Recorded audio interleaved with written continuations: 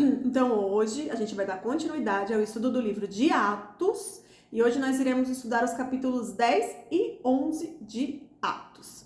Antes de começar, vamos aqui rapidinho recapitular o que a gente estudou na semana anterior. Então, com a perseguição aos cristãos, os discípulos eles foram dispersos, eles foram espalhados pela região da Judéia e Samaria. Lembra? Eles tiveram que fugir de Jerusalém. A maioria dos apóstolos ficaram lá naquele primeiro momento. Os discípulos eles fugiram, eles foram dispersos por todas essas regiões.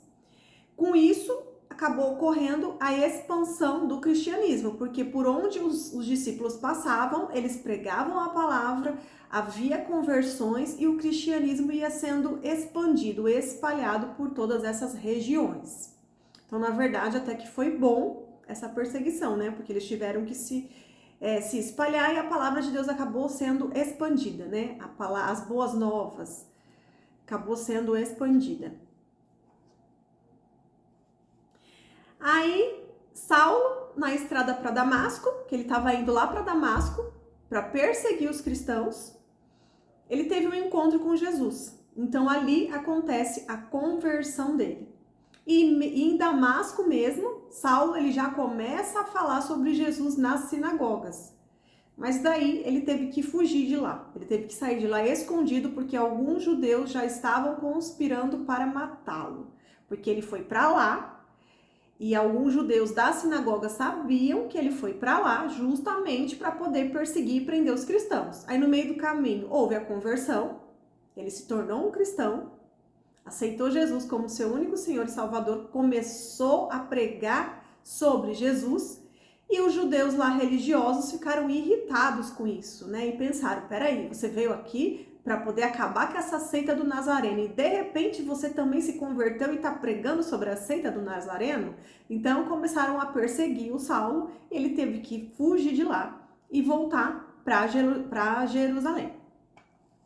E chegando em Jerusalém, ele sentiu na pele o que é a rejeição, porque muitos dos apóstolos duvidaram da conversão dele. E só depois, quando Barnabé chegou na cidade e explicou para os outros apóstolos que eram verdade, que eles começaram a acreditar. Saulo ficou ali um tempo em Jerusalém, pregando sobre Jesus, mas também teve que fugir dali, porque queriam matá-lo. Então Saulo ele foi enviado para Cesareia e depois ele foi para Tarso, que é a cidade natal dele, né? Era onde os pais dele moravam, onde ele morava. E aqui eu coloquei um versículo que fala sobre o chamado de Paulo para a gente poder entender e para poder gravar aqui na nossa mente, para que isso fique nítido. Então lá em Gálatas, capítulo 1, do versículo 15 ao 16 está escrito: contudo, isso aqui é Paulo falando, contudo, ainda antes de eu nascer, Deus me escolheu e me chamou por sua graça. Foi do agrado dele revelar seu filho a mim, para que eu o anunciasse aos gentios. Quando isso aconteceu, não consultei ser humano algum. Então aqui Paulo ele está relatando que Jesus foi revelado a ele, porque lá na estrada do encontro de Damasco, o próprio Jesus falou ali com ele. E o chamado dele é justamente para que ele anunciasse as boas novas aos gentios, porque o Paulo, além de ser judeu, ele também tinha nacionalidade romana. Ele também era um cidadão romano. E então ele sabia falar outras línguas. E ele era muito culto, ele era estudado. Então ele sabia ali falar, se comunicar, se expressar bem com os gentios. E Deus usou isso justamente para que ele pudesse levar as boas novas aos gentios. Diferente dos outros, né, que eram judeus. Os outros que até agora eles estavam ali focando em pregar as boas novas para os seus, para os judeus. Aí vem Paulo e traz essa nova missão, dizendo que agora, além dos judeus, eles também têm que espalhar as boas novas aos gentios. Quem são os gentios? Aqueles que não eram judeus.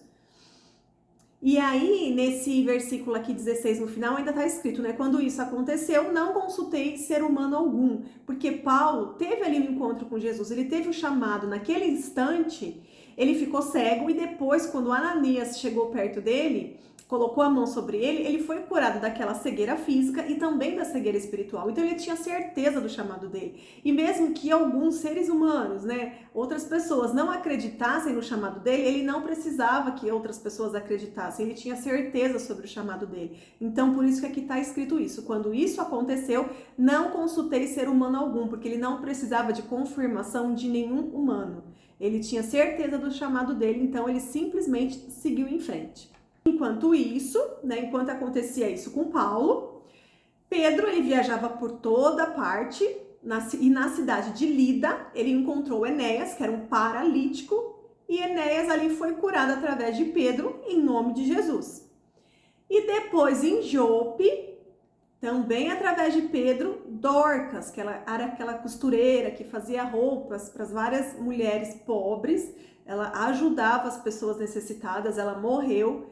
Foram procurar Pedro, Pedro foi até a casa dela e chegando lá, em nome de Jesus, Dorcas ressuscitou. E Pedro ficou ali naquela cidade de Jope, hospedado na casa de Simão.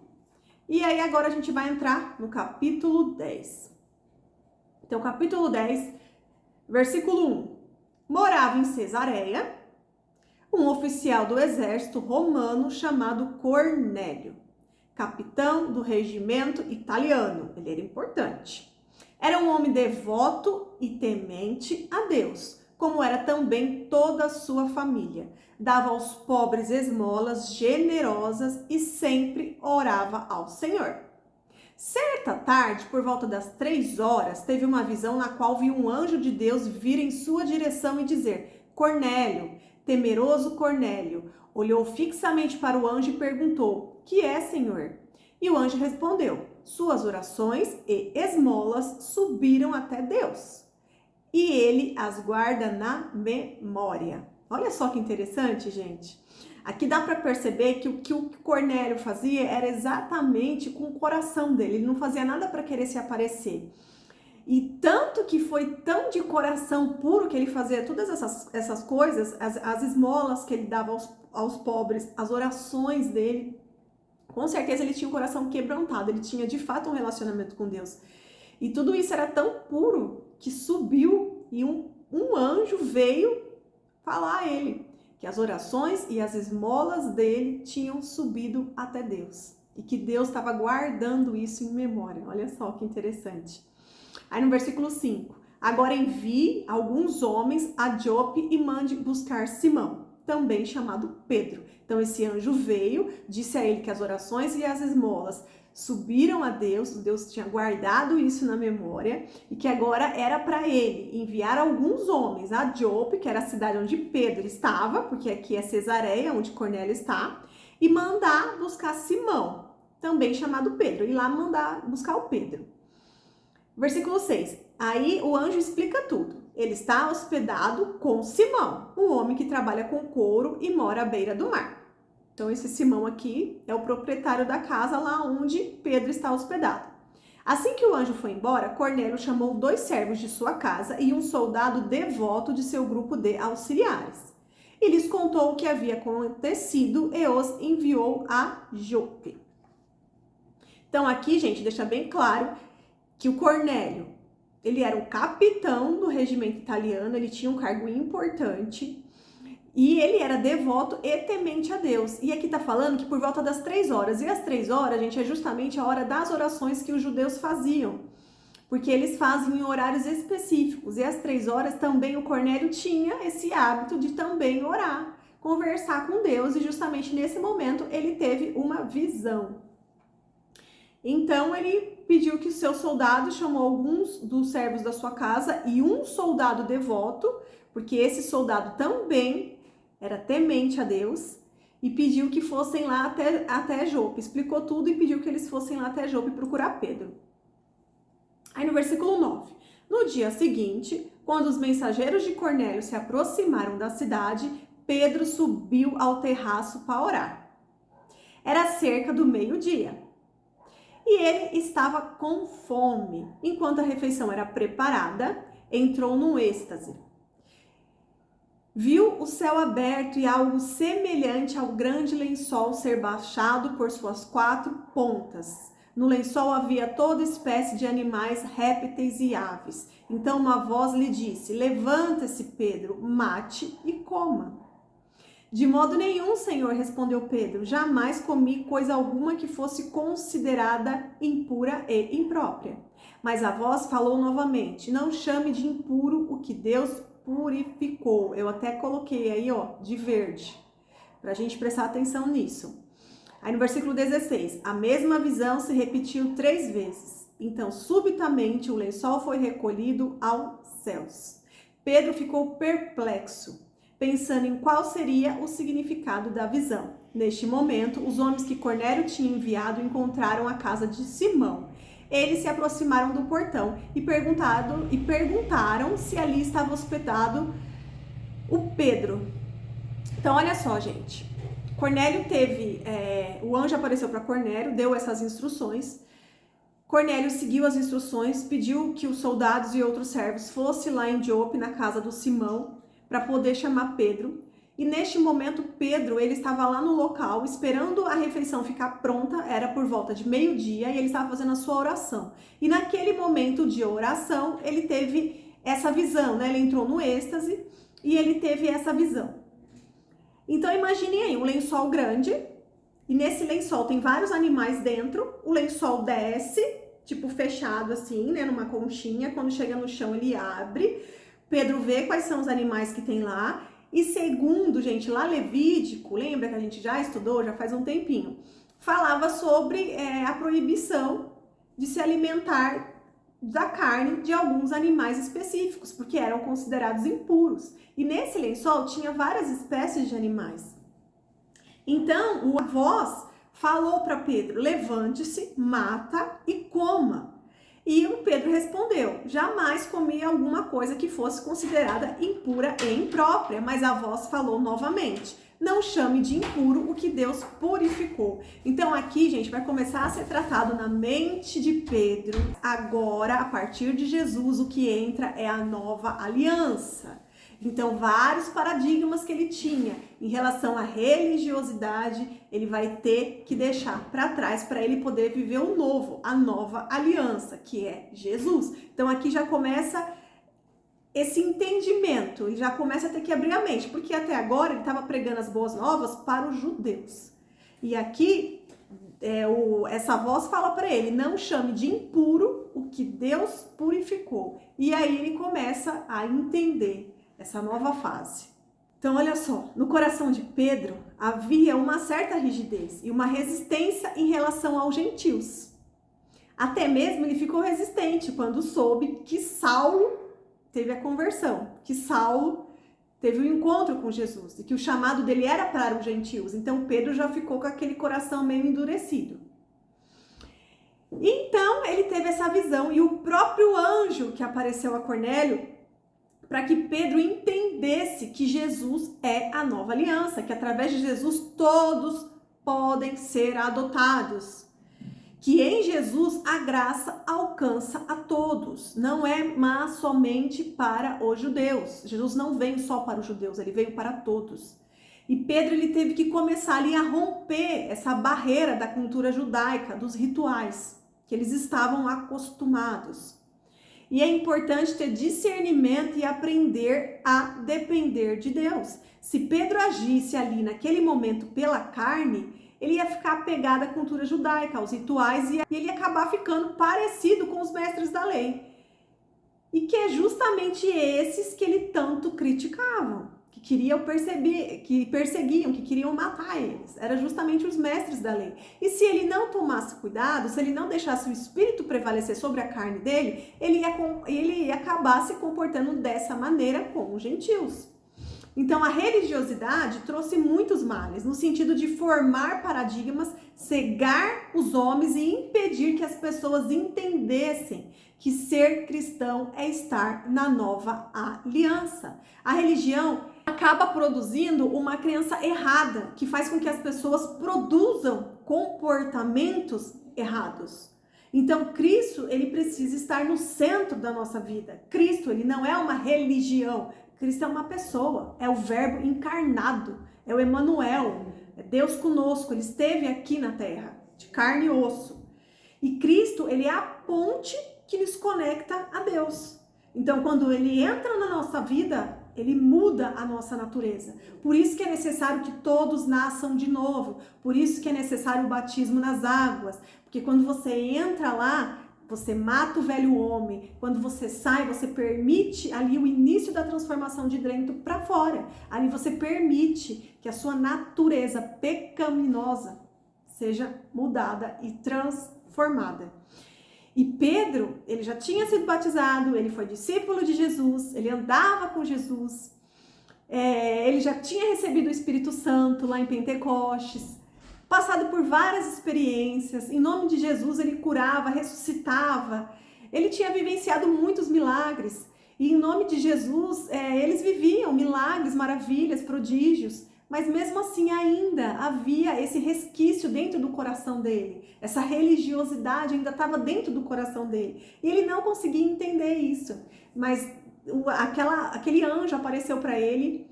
Ele teve aquela visão, porque era daquela forma que ele ia entender que Jesus veio para todos e que era para começar a pregar as boas novas aos gentios. Olha só que interessante, gente. Cornélio era um gentil. O próprio anjo apareceu para Cornélio. E antes de Pedro chegar lá na casa de Cornélio, ele teve essa visão em relação aos animais e a esse lençol.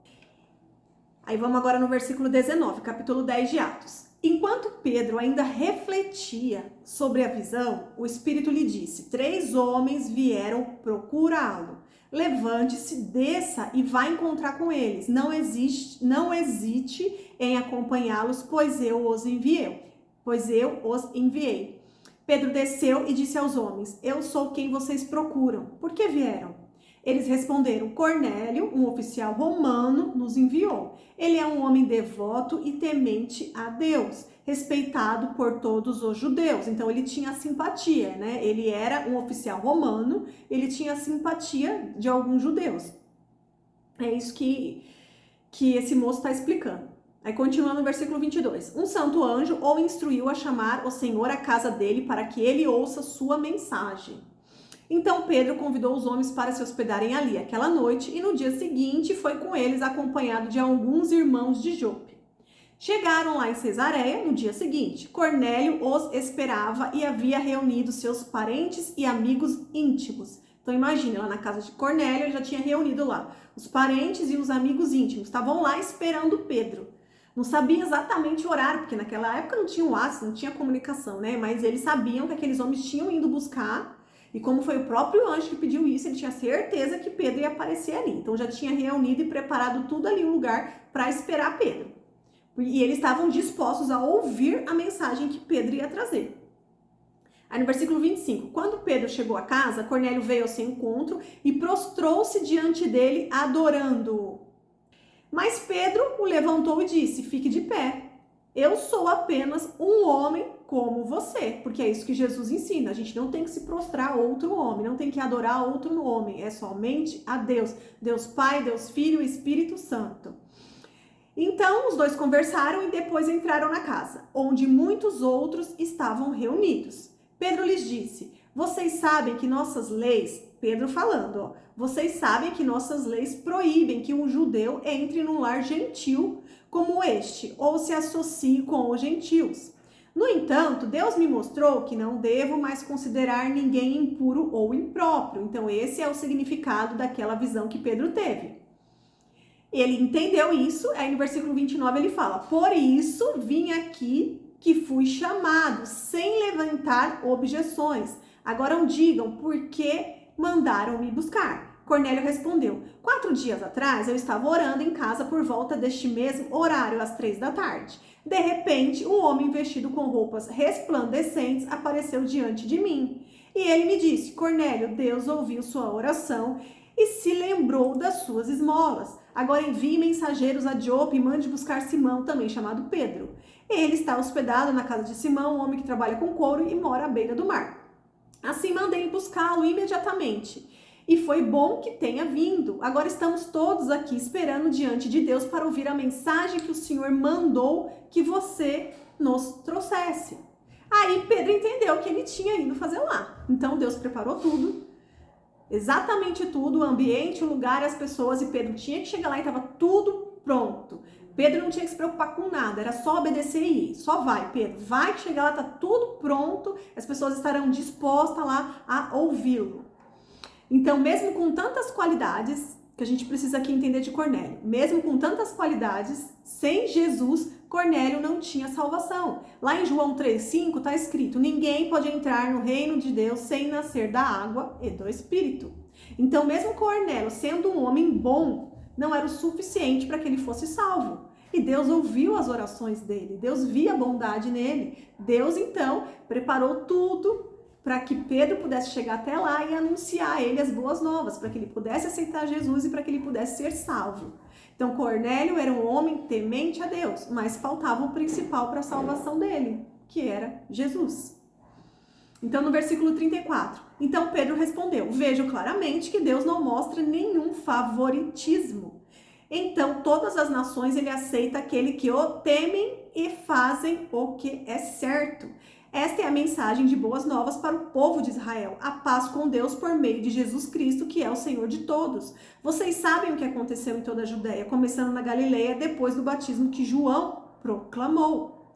João Batista, lembra? Foi o primeiro lá, foi o que batizou Jesus nas águas. Sabem também que Deus ungiu Jesus de Nazaré com o Espírito Santo e com poder. Então Jesus foi por toda parte fazendo o bem e curando todos os oprimidos pelo diabo, porque Deus estava com ele.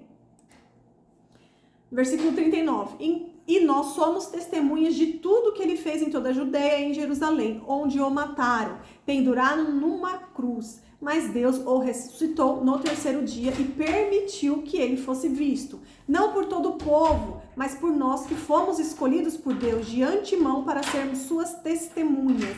Nós fomos o que comemos e bebemos com ele depois que ele ressuscitou dos mortos.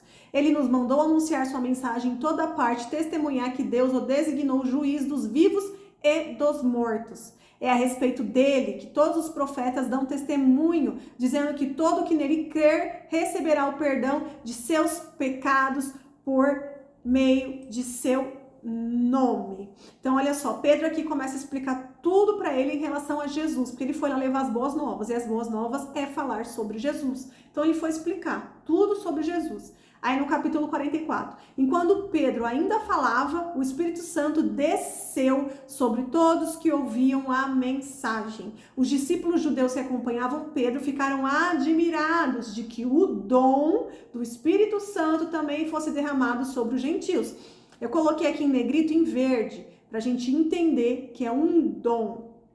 Pois ouviam falar em outras línguas e louvor a Deus. Pedro perguntou: pode alguém se opor a que eles sejam batizados, agora que, como nós, também receberam o Espírito Santo? Então ordenou que fossem batizados em nome de Jesus Cristo. Depois pediram que Pedro ficasse com eles alguns dias. Então vamos aqui entender algumas coisas. Geralmente, qual que era o processo? A pessoa ela aceita Jesus, ela professa sua fé em voz alta, porque o mundo espiritual precisa ouvir que você agora pertence a Jesus. Depois disso, a pessoa ela toma decisão, ela entra nas águas, ela aceita nascer de novo, matar o velho homem e nascer novamente, para naquele momento ela começa a ser transformada de dentro para fora. E depois disso, geralmente era quando eles recebiam o Espírito Santo. Então, geralmente era assim, aceitava Jesus, era batizado nas águas e depois recebia o batismo do Espírito Santo. Só que aqui, Pedro, ele teve uma nova experiência, porque enquanto ele falava, os gentios foram primeiro batizados no Espírito Santo. Aqui, eu creio que Deus fez dessa forma, só para poder confirmar no coração de Pedro. Pedro, é exatamente isso. Jesus veio para todos que quiserem receber. É só abrir a porta que Jesus entra. Porque Deus aqui confirmou, antes que eles fossem batizados nas águas, eles já receberam o Espírito Santo. E depois eles foram batizados nas águas. E aqui a gente precisa entender que no versículo 45 fala: Pedro ficou admirado de que o dom do Espírito Santo também fosse derramado sobre os gentios. Por que o dom? Porque aqui ele está falando no versículo 46, pois os ouviram falar em outras línguas e louvar a Deus. Que aqui eles também começaram a falar em línguas diferentes. E línguas diferentes é um dom e não consequência do batismo do Espírito Santo. Porque, gente, existem dois extremos. Existem cristãos que não acreditam no dom de línguas, mas é bíblico. Eu não tenho o dom de línguas, eu não falo em outras línguas, mas eu creio e eu conheço pessoas que falam em outras línguas e eu creio. Tá aqui escrito, é bíblico. E também existe um outro extremo de cristãos que acreditam que a pessoa só é batizada no Espírito Santo quando ela recebe esse dom de falar em língua junto. Mas falar em línguas é um dom, e mais pra frente nós vamos estudar os dons do Espírito Santo. Então, falar em língua não é uma prova nem uma consequência que você recebeu o Espírito Santo, entende? Deus distribui os seus dons, os seus talentos, conforme Ele quer, na hora que Ele quer e quando Ele quer, porque tudo é usado para honra e glória do Senhor, não é para mérito nosso, não é para honra e glória nossa, é do Senhor. Tudo tem um propósito, tudo tem um porquê e Deus faz como e quando Ele quiser. Aqui nós vimos que não foi feito nessa sequência de aceitar ser batizado nas águas e depois receber o Espírito Santo. Aqui eles receberam primeiro e depois que eles foram batizados na água. Então mostra pra gente que Deus faz como Ele quer, quando Ele quer. E aqui também deixa bem claro que falar em línguas não é uma confirmação de que a pessoa recebeu o Espírito Santo. Falar em língua é um dos dons do Espírito Santo. Então, não necessariamente quer dizer que quando você receber o Espírito Santo, você vai falar em línguas estranhas. Talvez não, que talvez você não receba esse dom do Espírito Santo. Aí, gente, encerra o capítulo 10 de Atos. Então, agora a gente vai entrar no capítulo 11. O capítulo 11 aqui, ele é curto. Então, versículo 1 do capítulo 11. Logo chegou aos apóstolos e aos outros irmãos da Judeia a notícia de que os gentios haviam recebido a palavra de Deus. Mas quando Pedro voltou a Jerusalém, os discípulos judeus o criticaram, dizendo: você entrou na casa dos gentios e até comeu com eles? Então Pedro lhes contou exatamente o que havia acontecido. Então Pedro contou tudo o que havia acontecido, que o anjo apareceu para Cornélio, a visão que ele tinha visto, o que significava, explicou tudo. Aí no versículo 17 do capítulo 11. E uma vez que Deus deu a esses gentios a mesma dádiva que concedeu a nós quando cremos no Senhor Jesus Cristo, quem era eu para me opor a Deus? Aqui é Pedro falando, né? Depois que ele explicou tudo, ele falou: se Deus pediu que eu fosse lá e se Deus concedeu que também os gentios fossem alcançados, quem era eu para me opor a Deus, né? Pedro sabia que ele não era ninguém, é melhor ficar quieto e obedecer. Versículo 18. Ao ouvirem isso, pararam de levantar objeções e começaram a louvar a Deus, dizendo: vemos que Deus deu aos gentios o mesmo privilégio de se arrepender e aceitar a vida eterna. Glória a Deus. E aqui eles começaram a mudar a visão, né? Começaram a espalhar mais fervorosamente ainda as boas novas, e agora para todos, não eram somente para os judeus, era para todos. Quem estivesse disposto a ouvir, eles estavam ministrando e pregando e falando sobre as boas novas. Aí agora a gente vai para a segunda parte do capítulo 11, é a segunda parte e a parte final.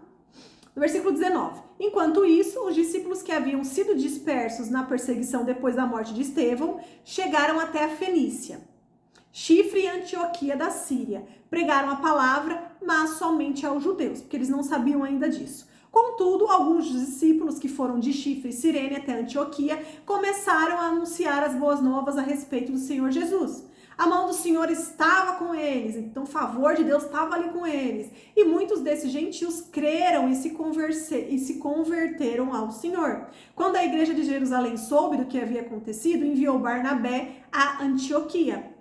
Ao chegar ali e ver essa demonstração da graça de Deus, alegrou-se muito e incentivou os irmãos a permanecerem fiéis ao Senhor. Barnabé era um homem bom, cheio do Espírito Santo e de fé, e uma grande multidão se converteu ao Senhor. Então Barnabé foi lá para Tarso procurar por Saulo, porque Barnabé sabia que o chamado de Saulo era que ele levasse as boas novas aos gentios. Olha só como Deus é perfeito. Os outros apóstolos estavam meio assim em dúvida se Saulo realmente havia se convertido, né? Porque, afinal, eles sofriam com a perseguição do Saulo. E, de repente, eles se converteram, eles ficaram desconfiados, normal, até eu ficaria. Mas Barnabé, ele estava mais acompanhando de perto, né? Ele viu lá, ele acompanhou lá em Damasco, conversou com Ananias, então ele acompanhou um pouco mais de perto, então ele sabia que era verdade. E Barnabé sabia também que o chamado de Saulo era para os gentios. E aí, olha só, aí Pedro teve aquela revelação, ele teve aquela visão, e aí ele teve aquela confirmação através de Cornélio, porque o anjo apareceu para Cornélio, e aí ele se confirmou. Então ali ele começou de fato Pedro a acreditar que era verdade mesmo, Saulo tinha se convertido, o chamado dele era para os gentios, porque isso foi revelado a ele através de Cornélio. Então ali eles começaram a se unir mais ainda e começaram ali a se dispersar e expandir as boas novas para todos, tanto para os judeus como para os gentios. Aí no versículo 26, quando Barnabé encontrou Saulo, levou Saulo então lá para Antioquia. Então provavelmente todo esse período, gente, se passaram tempos, hein? Era tempos e tempos e anos ia se passando. Não é coisa rápida não, a gente lê aqui parece que é rápido, mas não foi rápido. Paulo ficou ainda um bom tempo lá em Tarso. E lá em Tarso também ele foi falando sobre as boas novas. E aí, o Barnabé, sabendo o que estava acontecendo em Antioquia, saiu lá de Antioquia e foi lá para Tarso procurar por Saulo. Quando o encontrou, levou Saulo lá para Antioquia. E ali eles permaneceram como igreja um ano inteiro, ensinando a muitas pessoas. Foi em Antioquia que os discípulos foram chamados de cristãos pela primeira vez. Então, foi lá em Antioquia que começou agora todos serem chamados de cristãos. E durante esse tempo, alguns profetas viajaram de Jerusalém a Antioquia.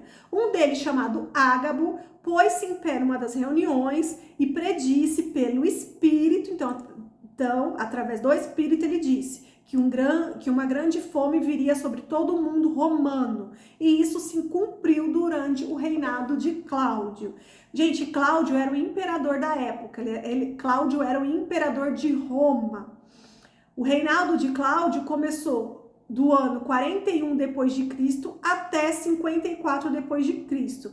E depois da morte de Cláudio, porque ele morre envenenado com suspeita que a sua própria esposa o matou, aí Nero toma o poder.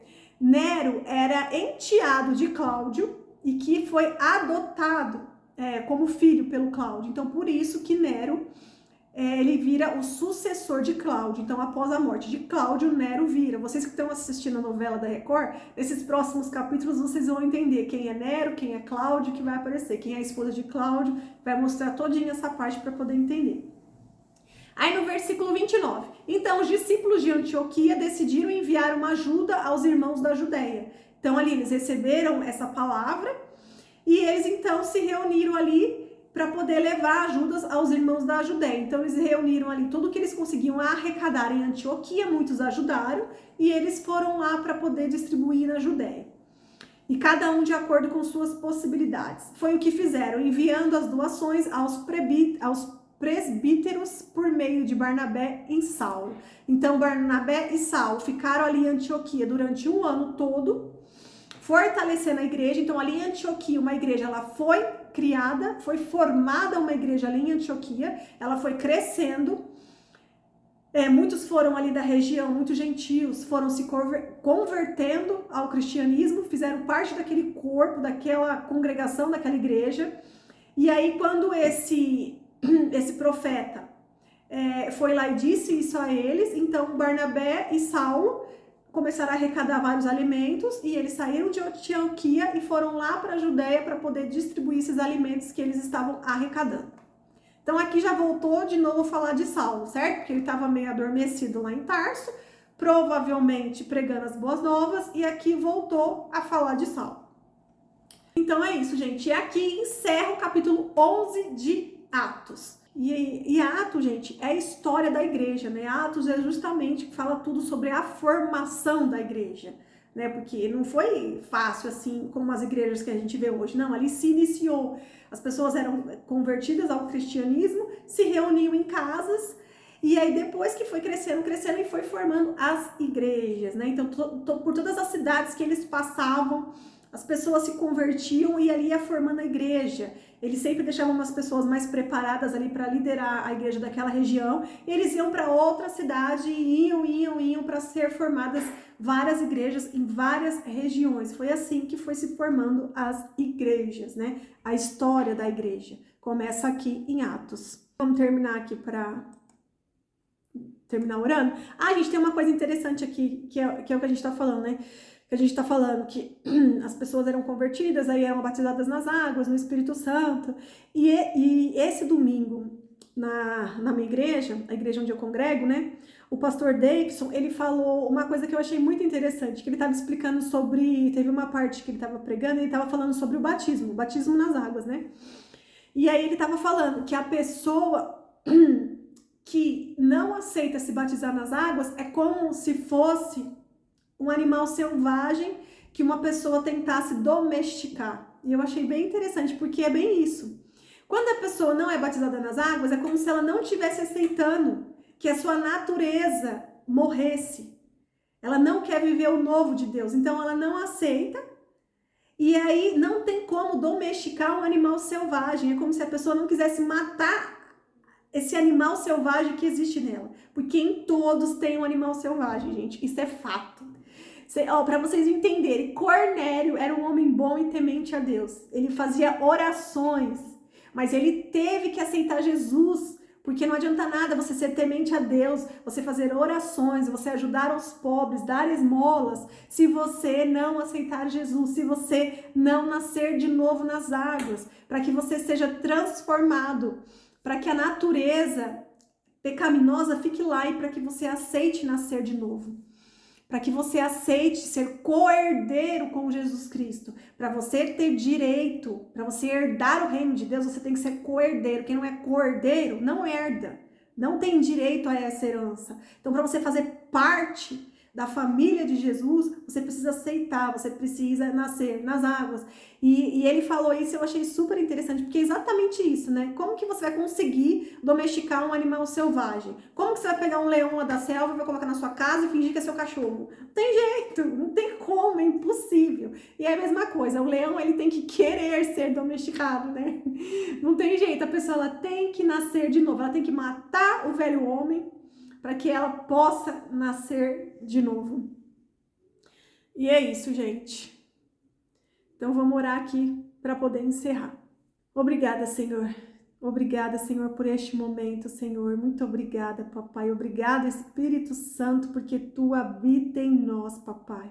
Nós cremos, Senhor, que Jesus é o único caminho, a verdade e a vida. Ele é a ponte que nos conecta a Deus. Muito obrigado, Jesus, pelo seu sacrifício naquela cruz. Muito obrigado, Senhor. Muito obrigado, porque ninguém merecia, mas mesmo assim o Senhor pagou alto preço por nós. Muito obrigado, Senhor.